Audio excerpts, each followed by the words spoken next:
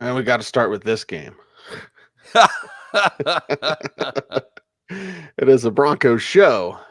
And, well, we get to start with the Denver Broncos and the New York Jets on Thursday night football. It's not a great matchup, to be sure. Not very interesting. And that goes kind of against the grain for what we've seen from Thursday night matchups this year. Bloom.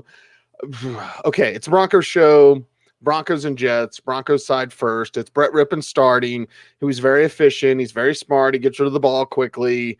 I still don't trust Pat Shurmur. You need 50 Shades of Shurmur because he needs to spice things up on that offense. Could mean Miller or Melvin Gordon. I was out there yesterday. It took me longer to get to the highway from my house. I live about 5 miles from the highway in the mountains. Took me longer than I actually got to watch practice yesterday. Like, they came out of the field house, didn't even get to see stretching, and they're like, oh, that's it. So I don't know where Philip Lindsay's at in terms of what he looks like. Right. I saw him walking, I can't tell if he's going to play. If he does, I'd put him in as a what the heck flex. Honestly, Bloom, if Philip Lindsay had 100 yards rushing and Melvin Gordon had 40, that sounds about right to me. Lindsay could be that spark for this team. Again, we don't know if he's going to play. Gordon, they need to lean on him. Shurmur, what the hell are you doing? You got a young, inexperienced quarterback, no matter who you start, or just not good quarterbacks. If we're talking about Jeff Driscoll or Blake Bortles, of course, Bortles now with tons more experience, but still, it's going to be Brett Rippon. He seemed to favor Jerry Jeudy, which is good news. They should be favoring Noah Fant, which is good news. And they better go to KJ Hamler a little bit more. Anyway, this is an ugly one, Bloom, right. And I'm not really seeing a ton of fantasy. Copper. I was going down the list. I was like, well, it's not fantasy gold. It's aluminum. Not fantasy silver. Yeah, fantasy aluminum. 5 cent deposit. I got my 5 cents back. I got my 5 cents back on the Broncos. I think some people are saying, I wish I could do that. Cecil, you're a writer. Have you ever heard of the bad writing competitions? No. There's actually competitions to award the prize to the worst writing. Wow. The night was sultry. This is like the NFL football gods, are bad writers. This is a terrible, absurd story. There is drama, right? I mean, the Jets are playing for Adam Gase's job, supposedly. And they don't like him. Right. So, Denver has to be somewhat aware. This, of course, will Denver be playing for some of their superiors' jobs soon? Or, is this something that could, that's what we're looking at here. I mean, this is like watching the two worst people at your place of work and seeing who might get fired this week. It's bad. So, Brett Rippon will be in there. Last week, if there's any indication from when he came in, it was just some Jeudy, some Patrick, really favoring those guys. He's a short-range, accurate quarterback. That seems like that would favor Jeudy. The Jets can stop the run, especially up the gut. Maybe you attack them a little more at the edges. But as you've indicated so many times, he don't want to trigger you. Pat Shurmur, is he going to have any kind of game plan that's responsive at all to what he has or what the opponents have? I guess all I can really say, Cease, is the Jets fans are counting on you, Broncos. They need you. Will you be there for them? And they might not even need that. Yeah. Just from what we know and what we've heard, Adam Gase might get fired whether he wins or loses on Friday. Right. So there you go. By the way, Dave's like, where's my Shurmur offense face? There. Is that it? Let's talk about the Jets offense face, I guess. The Broncos don't get a lot of pressure. Good thing Sam Darnold sees ghosts. So don't be Ghostbusters out there, Broncos. Just let him see those ghosts. Let him, think there's pressure when there's not there. And what do we talk? Braxton Berrios here? Yeah, about the only guy that's healthy or worth considering, but that's still only like a what the heck flex. And again, I don't trust it. I don't want any part of this game. No. See, when the Jets offense is on the field, and I get it if you play the Broncos defense. I mean, that's a way to have some fun with this game. Play the Broncos defense, maybe play the Jets defense. I don't know. Interim coach Greg Williams coming soon to a game near us. Yes. See, when the Jets have the ball, we're basically checking up on Sam Darnold. Like, do you need anything? Are you okay? Blink twice if want someone to come and rescue you, that kind of stuff. Just to see how his state of mind is. We're basically watching this to see if he's ruined, you know? We're back in David Carr time. Remember watching the first few years of David Carr's career? Yeah. Throw the damn towel, I mean, that's where we're at. That's about the most I can make the Jets offense seem interesting. We're watching for the mental health, the football mental fitness of a quarterback who maybe could still be something, but right now is in a hopeless situation. Right now, we're going to move on to Sunday's action. Indianapolis and Chicago is here. And with the Indy side, well, we're continuing to watch what's going on with those running backs. We're going, is it going to be a little more Hines this week? What's it going to be in terms of Jonathan Taylor, Dash, Jordan Wilkins, etc.? Phillip Rivers, okay, fine. Hilton looked a little bit better. Mo Alley Cox out there making plays.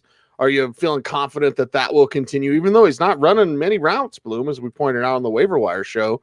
So the Colts side still has questions, just not a lot of excitement with Indy. No, Super Bowl rematch these. We always like to point out the Super Bowl rematches. That wasn't necessarily a memorable or exciting Super Bowl. I think Ted Ginn's still in the league. I think he had a touchdown to open that game. Devin Hester. I'm sorry, I think of Ted Ginn in the college championship. It was, see my brain conflating these things. Devin Hester and Ted Ginn both did it. It was the year that having the opening kickoff touchdown in the championship game was worthless. Right. Mm-hmm. It's a Super Bowl rematch. I think if everything stays on schedule for Indy, Rivers plays it safe. And even without Campbell, even without Pittman, if there's only 20 or 25 targets here, and in some ways, your analysis of Indy hinges on your analysis of Nick Foles. If you think Nick Foles revives the Bears, it's a new day, it's exciting to be 3-0 in the Bears, then maybe Rivers is going to have to open things up a little bit more. And then you're more inclined to play an Alley Cox, a Nyheim Hines, a T.Y. Hilton even. T.Y. Hilton's not in our circle of trust, which is weird. But some of it's the low volume pass offense. Some of it's how Hilton is playing.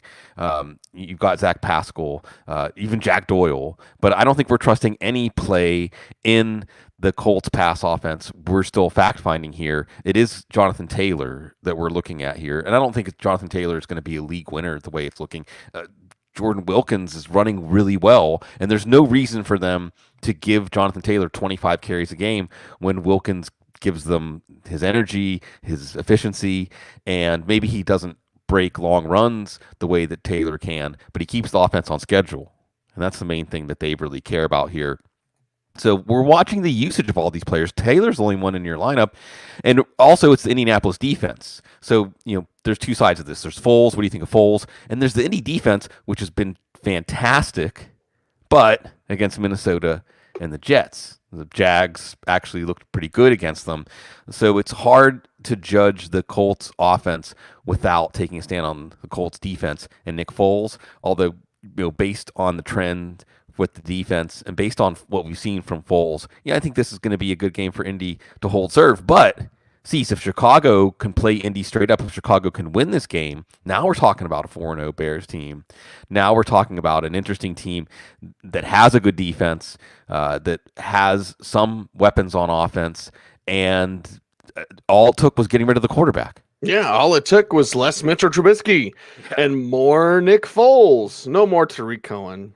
I really like Tariq. No, I don't have him on any of my rosters, but just as regular football speak, I like Tariq Cohen. The guy can do a backflip and catch a football, and he's done for the year. So maybe a dash more of Cordell Patterson or Ryan Nall, the wrecking Nall. Okay, but what's this say about David Montgomery? What's to say about Nick Foles continuing to feed Allen Robinson and, yes, even Jimmy Graham?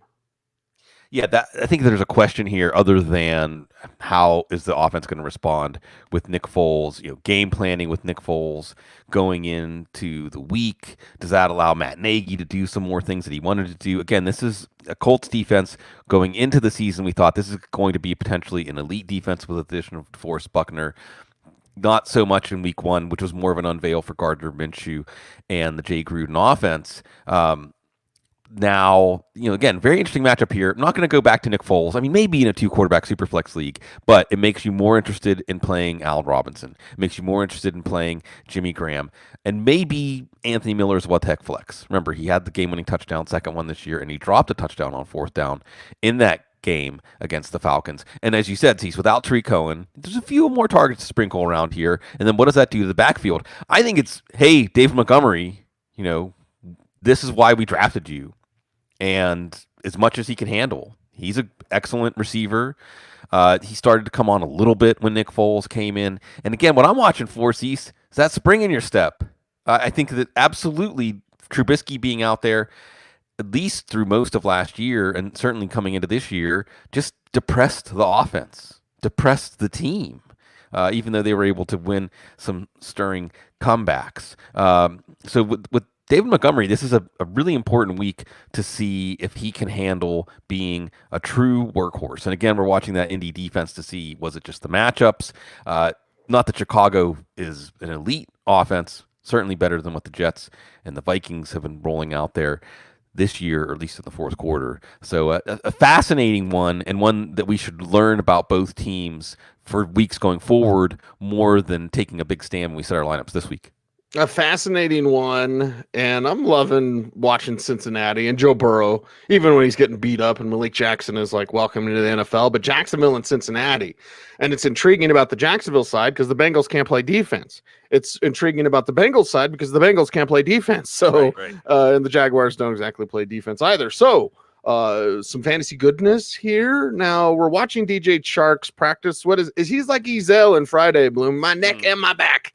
Like he's got a couple of things that are banging him up. So we'll watch that practice report for him, but then we'll look and go, okay, Keelan Cole, Visca, what you got, right? James Robinson, fantasy GMs are over the moon, plugging and playing him every single week against the Bengals. There could be plenty there. And how's that reflect on Gardner Minshew this week, bouncing back after Thursday night? This is absolutely a game that you want parts of for DFS lineups, that you want to be more inclined to play when you're setting your lineup players from this game. I do think this is going to be one of the higher scoring games of the day. We saw Jacksonville's defense start to really erode on Thursday night last week against Miami. There was a lot more there, but they didn't need it. And we saw Cincinnati's defense not look very good either. Cecil, I know it's only week 4. This one makes me think top 10 draft order battle. We're going to come back and like say, Thursday night. Yeah, I mean, this is that kind of game. For the Jacksonville offense, the biggest deal here is whether DJ Chark is going to play. And I think that we even saw confirmation from the team today that, yeah, he's the key to this pass offense. He makes things a lot easier for Gardner Minshew, and we saw that. Things got a lot tougher for Minshew. So that is the key to unlocking whether you want to play Chark. James Robinson, you're going to play anyway, whether you want to try Minshew in a DFS lineup or as a streamer. We know the Cincinnati defense is a bottom third defense. Guys like Keelan Cole, the Visca Chenault, the tight ends, they're better plays with Chark in there, even though Chark is a more viable target than Chris Conley. Conley got the deep targets in place of Chark, but we saw his deficiencies. So, I think that we can see that with confirmation from the team that Chark is the most important player in this offense, and really how to project this offense. Maybe it doesn't change greatly in terms of the efficiency. I'm sorry, it changes greatly in terms of the efficiency and the totals, even though you might see, if Chark is in there, a wider distribution of targets. So it doesn't necessarily change greatly the viability of those fantasy plays in the passing game, other than Minshew. But really, I think this is a game, Cease, that for Joe Burrow, it's really important to get some momentum and not take as many hits. Yeah, don't take as many hits, get some momentum, and do that with your plethora of weapons that don't really include AJ Green. Joe Mixon fantasy GMs, what are they doing right now? They're kind of shrug. They don't know what they're doing right now.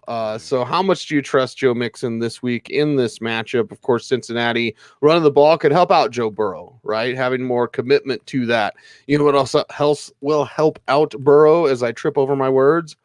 Well, Tyler Boyd tossing it around to his guys, including T. Higgins now. And as I said in the waiver wire show, Bloom, I'm like this, because I don't get to watch Cortland Sutton anymore, but I'm like this because I get to watch T. Higgins, and he's the same guy. Yeah. So all of these weapons for Joe Burrow, this matchup, the Bengals defense not playing defense, makes it pretty exciting for Joe Burrow.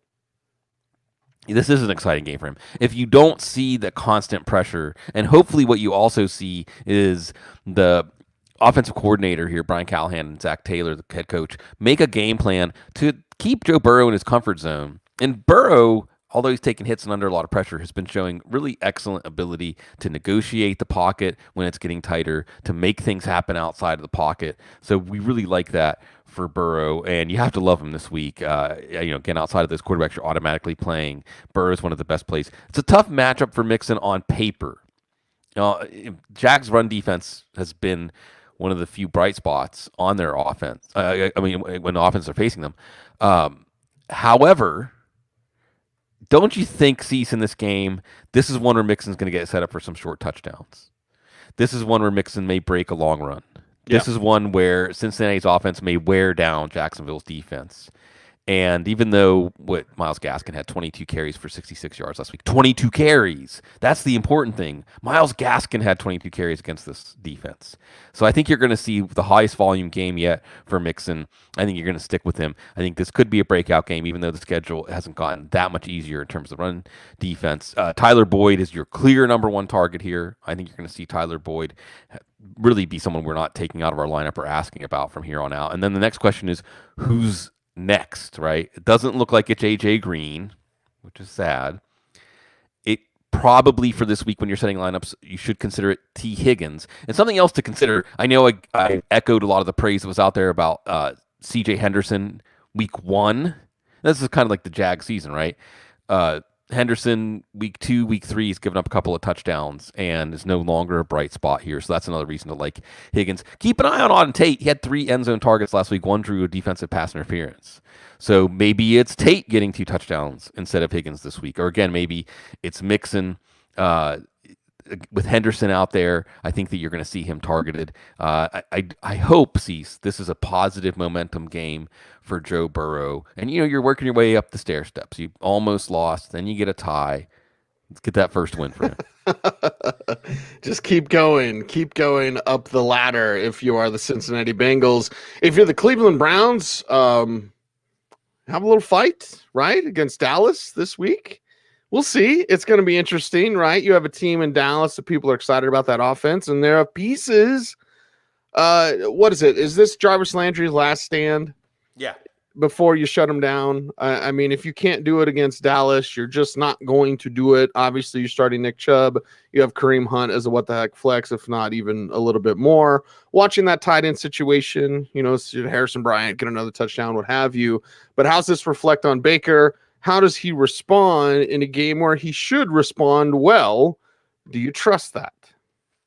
This is a really tough game to project, Cease. This is a game. It has a very wide range of outcomes. And it seems like if we were going to do some sort of scattered plot distribution of outcomes, they're all at the ends. They're all at the polar opposites, right? Either Cleveland is going to be successful shortening this game. You are not going to see Dallas's defense get off the field very often. And it's going to be a more low-scoring game. And on the Cleveland side, it's more of a Chubb game, Chubb Hunt to an extent. Of course, those shots, you're not going to put Beckham on your bench. Beckham has a high ceiling in this game, but also if the running game is working, then that's when those shots downfield to Beckham also work. Cowboys defense has weaknesses at cornerback. So you would think that Cleveland, if they execute the offense well, it'll look like not quite like the Cincinnati game from week 2 because Dak Prescott's going to be more effective, but certainly Cleveland's going to dictate the tempo of the game. However, if Cleveland's offense can't slow down Dak Prescott and they fall behind a score or two and they get out of that game plan, then it becomes a game where Baker Mayfield throws a lot. Even if Baker Mayfield throws a lot, I still think his efficiency will be low and it could be bad. And they do have Everson Griffin. They do have Alden Smith. They do have DeMarcus Lawrence to chase him and to keep him from getting too comfortable if they know the pass is coming. All that being said, I do think that it's going to be a successful game for Cleveland's running game. And I would expect that Chubb and Hunt are both going to be good plays here. And with Hunt, you have the extra added value of if it is a game that turns into Cleveland playing from behind, then that's more of a Hunt game. And you take your chances with Chubb. Like you said with Landry. And again, Landry is an aspirational play this week. You're expecting a trend to reverse if you're playing him, and you're only expecting that trend to reverse because you think Baker Mayfield's going to have to throw 35, 40 times to keep in this one. And the other thing here we've seen is this is about Baker Mayfield. And where's Mayfield at? Because the last 2 weeks, confidence building. Now, it was against Cincinnati, and it was Washington setting him up with these short fields. Dallas' defense, which hasn't looked good, if Baker has to pass more and still looks bad against Dallas. Now we're back to asking questions about him after he redeemed himself. So lots of intersecting storylines here. And the storyline here for the Cowboys, I think, is they can't afford to lose this game. No. I mean, it's only week 4, but you can't lose to the Browns at home and think you're going to the playoffs. Right. And no matter how bad your division is. And if you're the Browns, you should think, just run the ball all day. That's your best chance. Keep Dak on the sidelines. Now, Dak can, of course, hand it off to Zeke all day. You're starting Zeke. You don't listen to the show to just start Zeke. Of course, yes. Now, the wide receiver position, who was it? Was there ESPN reporter, Bloom? I got to look that up real quick. That was basically said Cedric Wilson was like a flash in the pan. Don't expect that, save the flavor, pal. Right. Todd Archer. Okay, Todd Archer. Cedric Wilson a fluke? ? It's on our newswire right now. Todd Archer of ESPN.com believes Wilson won't be, quote, anything more than a bit piece in the offense going forward. Yeah, that's because they have so many pieces, Bloom. They have so many pieces that you can turn to. So fantasy GMs, if you went out there, you're like, I want that guy that got those couple touchdowns. I got me Cedric Wilson this week. What a great time. Yeah, you might not have much there. But the Cowboys, they got plenty of other guys to go to. They do. They don't even necessarily need that running game, which stalled out last week against Seattle, to do a lot. Cleveland, if they do have a strength on defense, it has been against the run. Not that that's going to discourage you from playing Ezekiel Elliott, but it encourages you to play CD Lamb, to play Michael Gallup, to play Amari Cooper. I think that we can see that all three of them are weekly plays. Gallup showing you that ceiling, Lamb the floor, and Cooper's floor has been around 100 yards. Then there's that number 4 option. Had Pat Doherty from Roto World on the couch yesterday, and I think he described it well. Where some weeks it might be Dalton Schultz, the tight end. Some weeks it might be Cedric Wilson. There's room for a fourth mouth to get fed, with Ezekiel Elliott getting passes, maybe a fifth mouth to get fed in this passing game. So Cedric Wilson is a what the heck flex. Dalton Schultz is a what the heck tight end. Both make sense. You've seen the ceiling that both of these guys can have, which is a lot more than most players on the waiver wire offer you.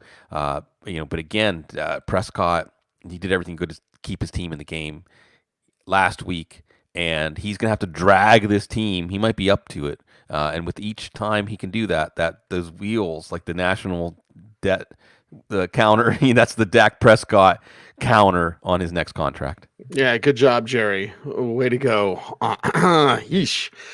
Okay, we move on, and it's New Orleans and Detroit. Not New Orleans. In Detroit. Oh, sorry, Detroit.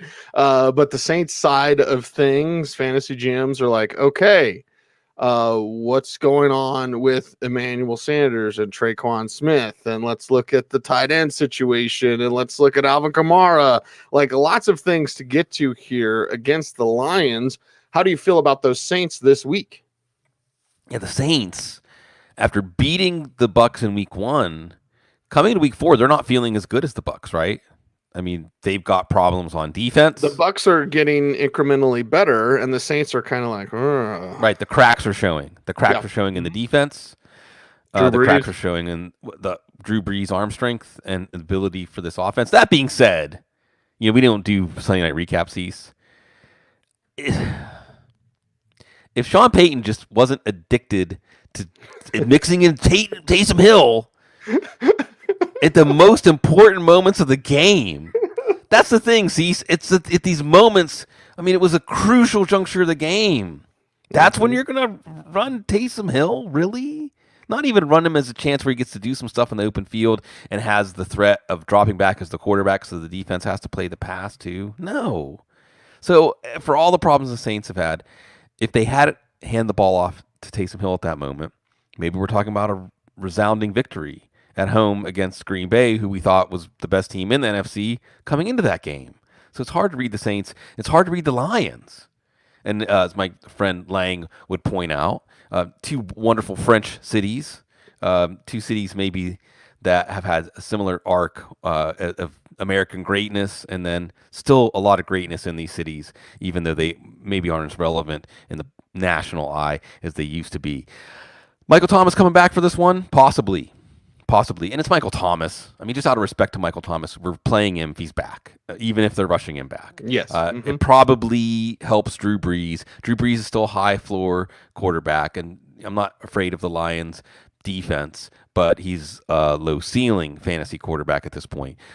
Jared Cook has an injury in this one. We may see more of the rookie Adam Troutman, not that we're playing him. Just something to note here. The main thing we have to note here is Alvin Kamara. I want to say Scott Barrett was putting the numbers out there. Second most points in the first 3 weeks of the fantasy season, PPR points for running back, ever. I mean, he's everything. He's everything for this offense, Cease. At some point, you have to look at him as a player that they rest, that they don't want to overwork because it's a long season. And I don't think he can carry this offense for the whole season the way he has. That being said, you may see more Latavius Murray, and we're seeing Murray get more touches on a week-to-week basis than he got last year. Detroit's run defense, I think, is beatable. So maybe it's a reason to try to establish the run with Murray. Thomas is back. I mean, we're not going with Manuel Sanders. Traquan Smith lost a little momentum from that nice first game he had in place of Thomas anyway. But this is, again, see, it's only week 4, but if I'm New Orleans, I'm looking at this game. If they're not going into Detroit and winning, then how can they expect to measure up to, like you said, that Tampa team that's getting better and better? Meanwhile, there's the Lions. You know, they saved Matt Patricia's job maybe last week, and now all of a sudden, you know, they get this win. If you beat Arizona on the road, you beat New Orleans, now you can think of yourself as in the mix in the NFC. Till Aaron Rodgers smacks you around. So watch out when you're drinking there, Bloom. By the way, I love when you go on mini rants. Yeah. So, Phil. I just couldn't believe it. I mean, because I'm sitting here watching it with my beautiful love of my life, Kate, who's a diehard Saints fan. And, you know, it was a thrilling and chilling game. And then that moment happened. And it was just like, what? Why? I mean... Tell Kate this. Yeah. This rings true. Yeah. You think there's egos on the field? Oh.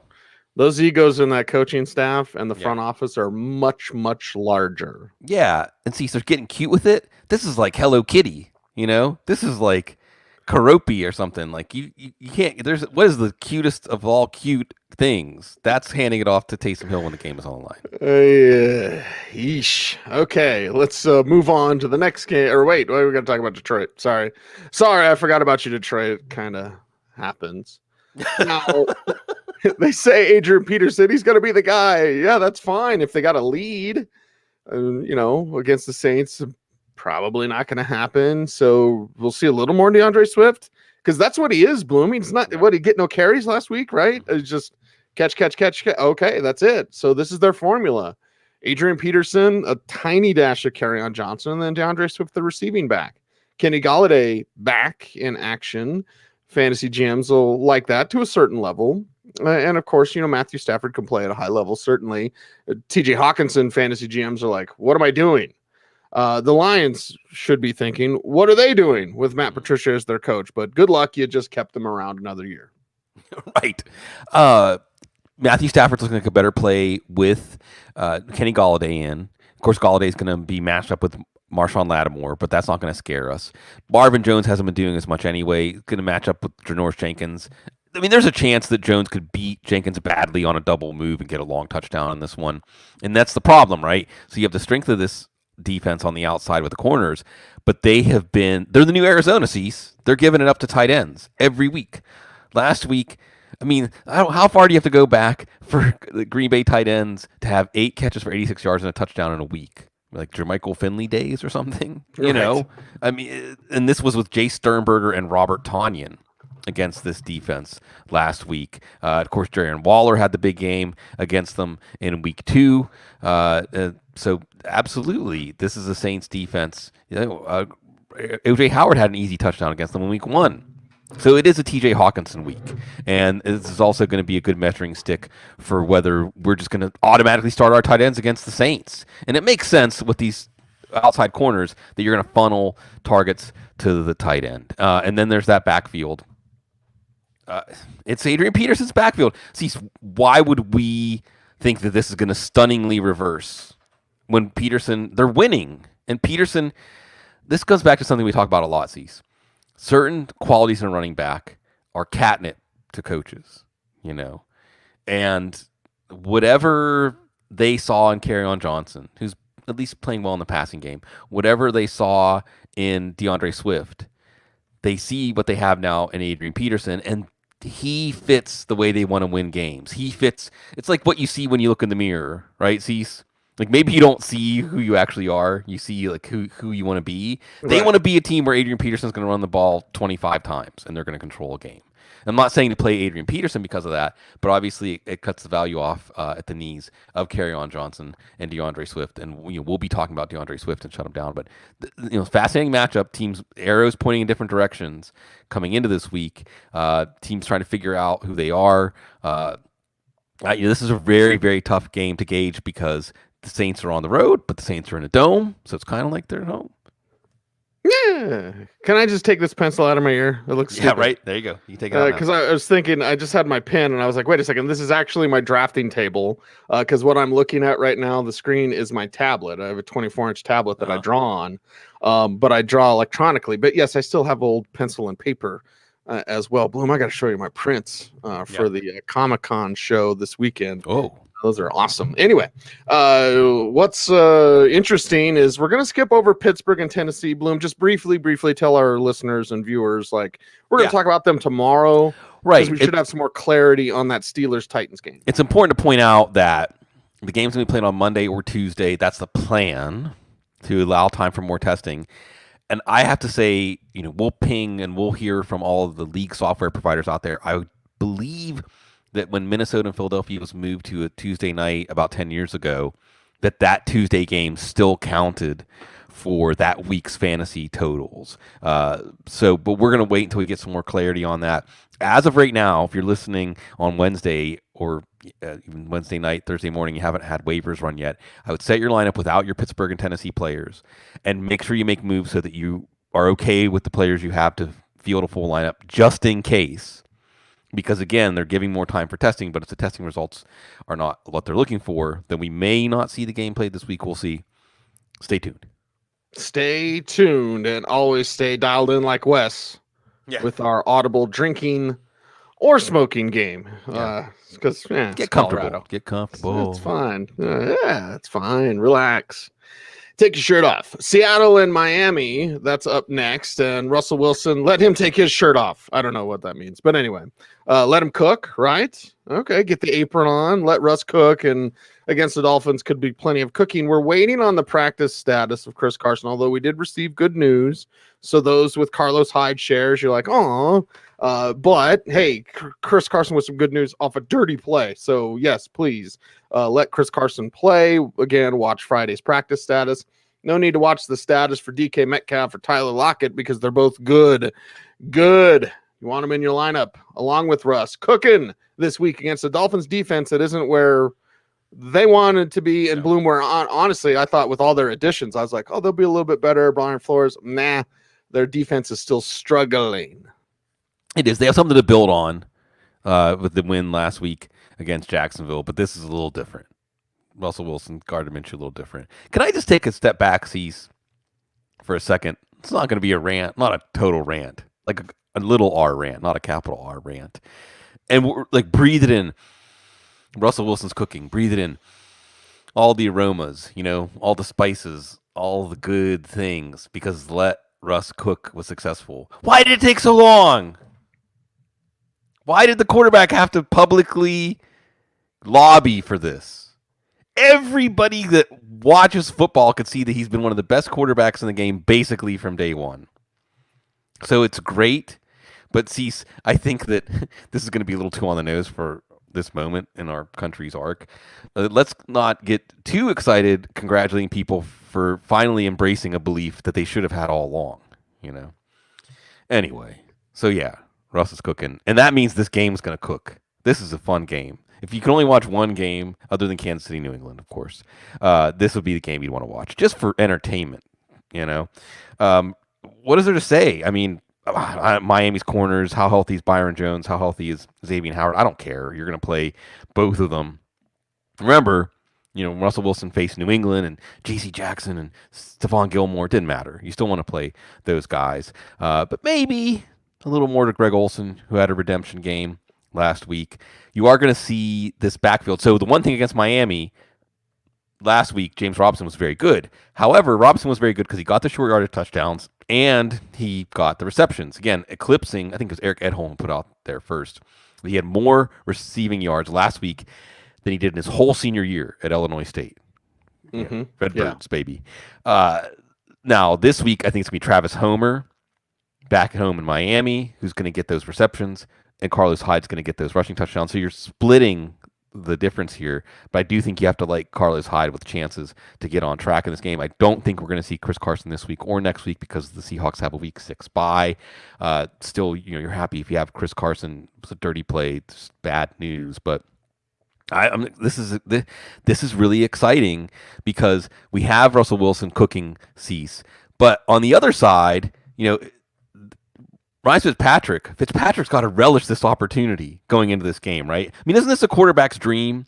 You get to go into a game against Russell Wilson, who now has been freed, knowing that the offense is going to really rely on you to keep up. It's an exciting challenge. I like challenges sometimes. Yeah. Well, not anymore, but I used to when I was younger.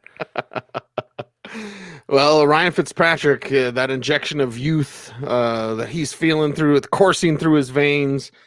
All right, Devontae Parker, Preston Williams, who some people asking us on the waiver wire show, what Preston Williams like? Well, again, we have to wide net it. I didn't think Preston would be out there, but just in case. Myles Gaskin was out there, right? What did fantasy GMs get there? Of course, Jordan Howard, we know, got that Jerome Bettis line girl, so 1 carry, 1 touchdown, 3 carries, 3 touchdowns, whatever it is. Like, okay, that's what he's going to do. Mike Gesicki, speaking of limited touches and touchdowns, there's Mike Gesicki, like 1 target, 1 touchdown. Okay, but sure. What the heck, tight end, I guess. But really, for me, it comes down to what's Fitzpatrick do? How does he respond? How do I learn how to speak English better? And what did fantasy GMs get with Myles Gaskin? Right, isn't it interesting the symmetry here? Cease is you have Travis Homer playing for Seattle, coming back to Miami. Myles Gaskin, I think, was a Washington back, right? Going in Miami against Seattle. And Gaskin, unlike Homer and Hyde, well, he's going to give up the goal line carries to Howard. But in this game script, what did he get? Like 80% of the snaps last week. You think it's going to be that again? He could catch 10 or 12 balls in this game. I mean, this could be a game where the running game is really the short passing game. And again, I want to stress this because I think that Brian Flores, the other thing we saw was we thought it was going to be, look at how clever and well executed the Minshew Gruden offense is. That's what we thought we were going to see on Thursday night. And instead is, remember Ryan Fitzpatrick and Chan Gailey, this oldie but goodie? I mean, 4 or 5 years ago, it was oldie but goodie in NFL terms. It was Brandon Marshall's last great moment, by the way, that offense. We missed you, E15. So Gailey and Fitzpatrick, again, what a fun challenge to try to keep up with Russell Wilson in this game. So Ryan Fitzpatrick, you're projecting as a top 10 fantasy quarterback. Again, Gaskin could really rack up those receptions. And then you're setting your lineup, Cease, and you're looking at Devontae Parker. Remember, Jamal Adams left with a groin injury in this one, so that's another. Marquise Blair's already gone down for this defense. You're looking at Devontae Parker. You're looking at Preston Williams. You're looking at Mike Gesicki. I mean, you can't really hold the game script against them last week. I mean, that's just what happened. But you see the effectiveness of Gesicki showing that athleticism. You see Devontae Parker moving the sticks. I think all of these Miami options look pretty good. And again, this is just an exciting game. And for fantasy, this is the kind of game script we want. This is the game script that can produce a lot of overachievers. Los Angeles Chargers against the Tampa Bay Buccaneers. Chargers side first because fantasy GMs want to see more from Josh Kelly. Austin Eckler, keep doing your thing along with Keenan Allen. I don't think you're starting Mike Williams, Bloom. You shouldn't have been anyway. So consideration this week. And then do we know if it's Tyrod or Justin? Because Anthony Lynn's like, give me the veteran in there so we can be boring again. Right. And how's that affect this offense? Yeah, I think that we're not going to necessarily have clarity. I would guess that Tyrod Taylor's condition is probably going to keep him on the bench. But again, it's another data point for Lynn to see. And again, we can see it again, right? Where look on paper, especially Chargers offensive line, Tampa defense. Maybe Tampa has the best defense in the league. Maybe again. Competition makes it tough to judge that. But right now, they're playing really well. You could easily see another game where Justin Herbert is the only reason they have a chance to win, but because he makes some rookie mistakes or the defense just makes some good plays against him when he has to leave it hanging out there to try to win, then in Anthony Lynn's mind, okay, yeah, we're going back to Taylor. We lost because of Herbert again. But I think we're going to see Herbert, which is good for Keenan Allen. It's good for Hunter Henry, good for Austin Eckler. I don't think this is a Josh Kelly game. Wait, how many times is Anthony Lynn going to run Josh Kelly for 1 yard into Sue and Vea? Come on. Hopefully they embrace things like a game plan that is more pass-centric, even without Mike Williams. But that Tampa defense is really strong coming into this one. And the Chargers just played, here's the transitive properties, right? The Chargers just played the Panthers and got beaten. And Tampa pretty soundly beat Carolina 2 weeks ago. That doesn't sound good for the Chargers. We'll see if Justin Herbert can reverse those trends. Reversing trends is kind of what the Buccaneers did last week. Now, it was the Broncos, but the plan was always like, okay, let's get this thing going. Let's use the tight ends a little bit more. The plan was to use Leonard Fournette a little bit more. That didn't happen last week against the Broncos. So Fournette, kind of a what the heck flex you don't trust this week. Chargers defense has some injuries. Buccaneers offense, though, having injuries. So without Chris Godwin, what's that mean for the likes of Scotty Miller? What's it mean for those tight ends? Will we continue to see more of O.J. Howard, more of Rob Gronkowski? He had 4 targets going into last week. He had 7 targets in the game last week. So, okay, there's a trend. But fantasy GMs, how trendy should they feel with their Buccaneers? You should feel confident in this offense, I think. Chris Harris got hurt last week. He's going to be out for a while. Melvin Ingram is on IR. Even without Chris Godwin, I think you expect a successful day for this offense. And the story for Tom Brady as a fantasy quarterback this year has been a lot of pass interference penalties limiting him in week 1, a lot of drops limiting him in week 2. And week 3 was just Denver not being able to make it competitive, limiting him, even though he was a solid play. So I don't think, I know the Chargers did a good job against Patrick Mahomes, but I don't think the Chargers are a defense we're steering clear of with those injuries. So you like Mike Evans. And then we're going to watch Justin Watson. I think it's a shoulder, because if Watson can't play, then Scotty Miller becomes a what the heck flex. If Watson can play, splits those targets, and then same thing with the tight ends. You're more excited about potentially playing a Gronkowski or a Howard this week if you need a tight end because of that narrower target tree, because you expect success. I'll tell you where we're not going to pick anyone from, Cease, the backfield. I mean, it's just, come on. Fournette is successful closing out the game in week 2, and he doesn't get the chance to do it in week 3. I mean, something about the way Bruce Arians handles his backfields makes sense to him. It doesn't make sense to me, or at least it's not predictable in any way that can help us in fantasy football. The Bucs don't care. They're happy with winning ugly, and even though they stubbed their toe in week 1, everything's actually now is back on schedule for that TB Super Bowl run. TB in TB, and we'll see if they can make that happen. But we'll see if we can make it happen with our final game we're going to talk about in part 1 of the Week 4 preview here on the Audible. It is Baltimore. It is Washington and Baltimore. Okay. You have a formula. I don't know if you want to follow it because Mark Ingram is that veteran back, Bloom, but the formula is like, can we just see more Gus Edwards, please? Can that be a thing? Can that happen? And we'll see if they make it happen. Can we see more of Mark Andrews? Because, again, nobody cares about my team in Festival OG, but I have Mo Alley Cox, who I was very excited to get, and I have Mark Andrews. And I'm like, okay, Mark Andrews, I'm going to give you 1 more week. But I said that last week, Bloom, and it didn't happen. And Lamar Jackson fantasy GMs, of course, they're greedy. They want more. That's kind of our lot as fantasy GMs, right? We're greedy. Can you be greedy with the Ravens this week. You should be. You really should be. See, we had going into the season that Washington defense. It's kind of an experiment, a test case of you have these 5 first-round picks plus Matt Ioannidis up front, a dominant defensive line, but not so much settled behind those guys. And they face a weak offensive line in week 1 against Philadelphia, and it works. They get a big win.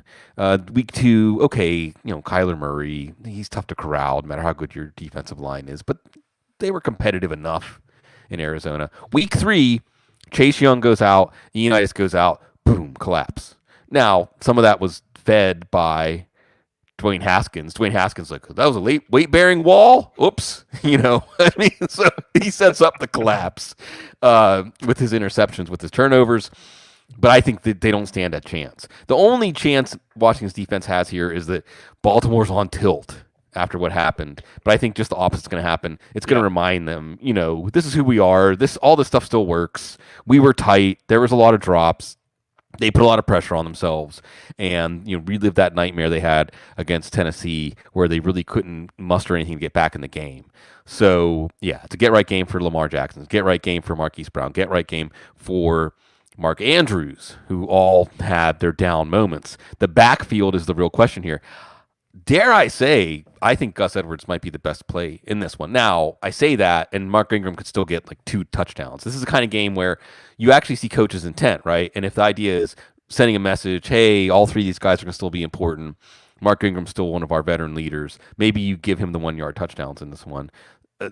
Ingram, Evans, and Dobbins are all what-the-heck flexes, but they're all high-ceiling what-the-heck flexes. Edwards looks fantastic, and I think even if he just gets 10 carries in this game, you could see 80 or 90 yards and a touchdown. Dobbins looks like a guy who should be dominating touches, and that doesn't have anything to do with Edwards or Ingram, right? Like, can you feel it every time that Dobbins gets the ball in his hands? Things can happen. Things can happen that can't happen with Ingram and can't happen with Edwards. So it's exciting to play any one of these 3 this week, knowing that Baltimore is probably going to win this one going away. And then you said last stand earlier in the show, Cease. This really could be Dwayne Haskins' last stand. Yes, and that's the thing as we go into this game. It's definitely interesting when you consider what things could be. Now, I've been saying Antonio Gibson, there's a breakout game, but not this week. No. We love Terry McLaurin. Not really this week. And really the data gathering, right? Because that's what we do. That's what fantasy GMs do. It's data gathering. How much longer is Dwayne Haskins going to be their quarterback? That's the main thing I'll be watching here. If you were setting up the pretext for Haskins, the change to Haskins, I mean, it's going to be a miserable game for Washington in this one. And I suppose it does set up Haskins to do something stirring to show that he deserves longer to show that he can develop. But it's a tough draw against Baltimore. McLaurin, you probably still play him. I mean, if they have to just wing it to catch up in the game, McLaurin could still put up numbers, even though he's facing some tough Baltimore corners. Logan Thomas, he's going to get year 4 for 28 or something like that. And that's basically it. Dontrell Inman got banged up. Maybe we'll see a little more Steven Sims. Antonio Gibson is going to be a perpetual what-the-heck flex this year. At least he's getting the goal line carries. He's not getting a super clever crafted role in the passing game. He does have the speed that if there can be a lane opened up, he could take off, but I don't know if we're going to see that in this Washington offense. So yeah, this one, the schedule is very kind to Baltimore because I think if this was a tougher matchup, mentally, emotionally, it might be a lot more difficult for them to get up for it. But it is Washington, and the winds of change are coming to the football team. Mm-hmm.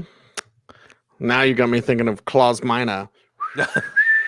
Right? Isn't that Scorpions, right? Winds of Change? Yeah. Okay. Old man 80s rock. Who was that in one of our chat rooms that said that? I think we were talking about Testament, and he was like, old man 80s rock. I'm like, well, we are old now. Testament was around in the 80s, but isn't it wild to think about like our parents when we were kids and how they remembered stuff from like the 50s, right, 40s, the way we remember stuff now? Yeah. Isn't it funny to think that not that long ago, well, I'll speak for my grandparents. One, my grandpa Cecil came to Colorado in a covered wagon. My grandpa Paul swam here from Mexico. Yeah. I mean, you know what I mean? Like, so I'm annoyed by coworkers or whatever I have to do. Right. I'm annoyed that the Broncos practice lasts 5 minutes, right? And I get to see Philip Lindsay walk. So I'm annoyed by that. Like, that's my hard times. Right. And I think that's good perspective, right, Bloom? Sure. As we talk about just today in society and in a whole. Just remember, it wasn't that long ago. Like, and listen, everybody's problems, like, yes, we all have those issues and all that. But when I think about that, and I was like, my family had to swim here from Mexico. You know what I mean? Like, and just the struggles they're in.